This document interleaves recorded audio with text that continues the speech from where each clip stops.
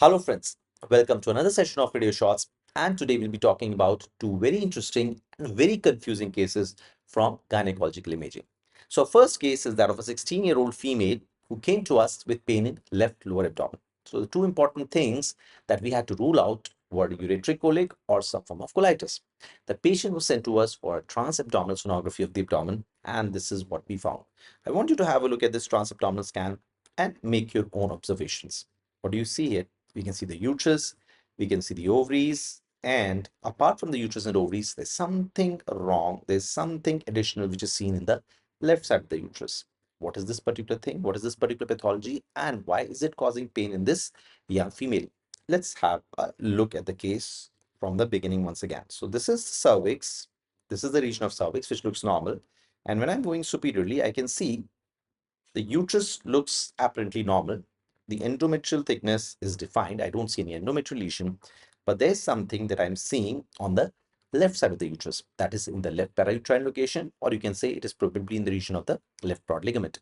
Now, the first thing that comes to our mind when we see a lesion in the parauterine location is something ovarian. But if you would have seen the video carefully, then ovary is seen well separate from it. Even we can see a dominant follicle in the left ovary, and when I'm going above, I can see the right ovary also separate from it. So what is this lesion? Let's have a look at the morphology of the lesion once again. So this lesion is showing thick walls, and the central core is showing some heteroechoic, or you can say cystic contents. If you have a look at the wall of this lesion, the wall of this lesion is having an echo pattern which is very similar to the echo pattern of the myometrium. The myometrial tissue in the uterus is exactly similar to the thick walls of this particular lesion. So what is it? Let's go ahead and look for any other additional findings. When I'm making a sagittal scan, again, I can see this lesion extending on one side of the uterus, probably in the broad ligament, but there's not much we can make out of it. What do we do next? We'll put color Doppler in. We'll look at the image in the sagittal plane, and then we'll try to make our observations. So here are the color Doppler images. And let's have a look at any other information that we can make out on a Doppler scan. No, this lesion is not showing any significant color flow. And frankly, we were not even expecting it to show a color flow. So what is this lesion? How will you describe it? We have a left para uterine lesion, which is showing thick walls, and these walls are having an echo pattern which is similar to that of a myometrial tissue, and the central part of this lesion is cystic, or you can say it has undergone some form of cavitation. Needless to say, on color Doppler we didn't find anything else. So the first thing that came to our mind is possibility of a unicornuate uterus. A unicornuate uterus with a non-communicating horn on left side, and probably this is the reason for the pain of the patient, and this is the reason for the collection which we can see in the central lumen of this particular lesion. But for a unicornuate uterus, should you be able to visualize both the cornu in the uterus or not? Let me tell you with an example. If we have a unicornuate uterus, we'll only have one cornu which can be seen on a 3D sonography or a 2D sonography. But if you would have seen carefully, in this particular case, both the cornu of the uterus were quite well visualized. Let's have a look at the video once again. So in this video, what do we see here? When I'm going from down to top, I can see this is one cornu and this is the other cornu. So it means that this is not a unicornuate uterus because I can see the cornual ends of both the fallopian tubes normally.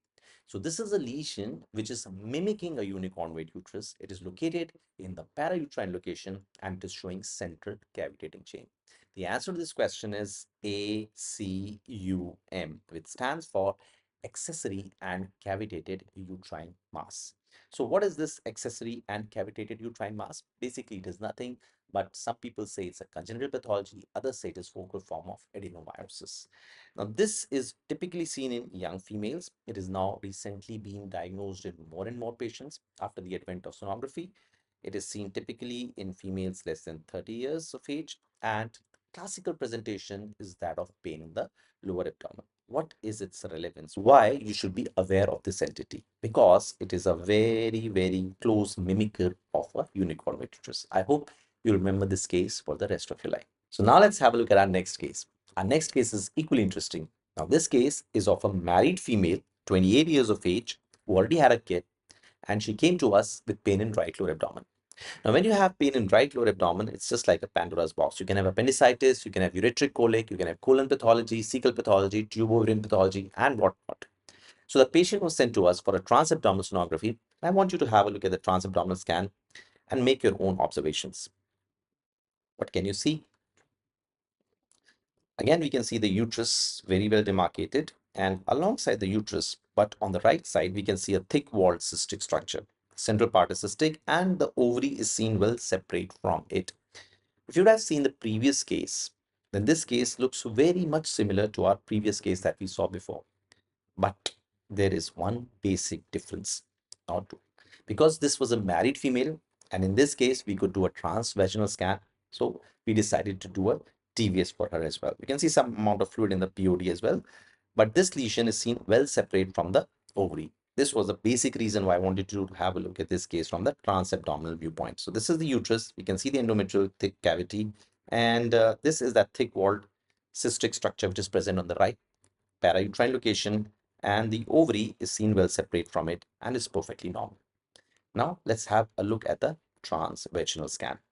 So this is the TVS, and what are the observations that you can make on this transvaginal scan? Again, I'm sweeping from one side to the other side, and we can clearly see that there is a thick-walled cystic structure again, and it is seen separate from the ovary. One of the possibilities that you can think about is an ectopic pregnancy, but this patient was having a negative urinary pregnancy test, so it would rule out an ectopic pregnancy. But there is something else which is hidden in this case. I'm scrolling it very slowly for you to pick up the finding that I really want you to have a look at. So this is that thick walled cystic structure. And if you see carefully, the inner lining or the inner layer of this cystic structure is brightly echogenic.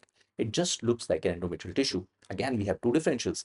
We've looked at a case of ACUM, and we know that there is a differential of unicornuate uterus with a non-communicating horn, I repeat, with a non-communicating horn.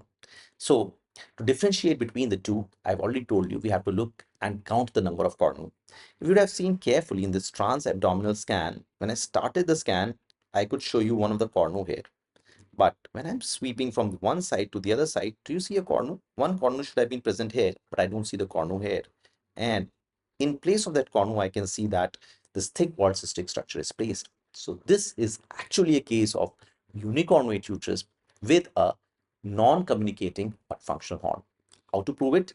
We did a 3D scan of this patient as well. And in this 3D scan, I hope all of you can see that this is a typical banana-shaped cavity with only one cornu seen. And this is the other part of the uterus, or you should say the other cornu, which is not communicating, but it is having a functional endometrial tissue, and it had some form of blood in it as well. So this is the way you differentiate between an accessory and cavitated uterine mass from a unicornuate uterus with a functional but non-communicating uterine horn.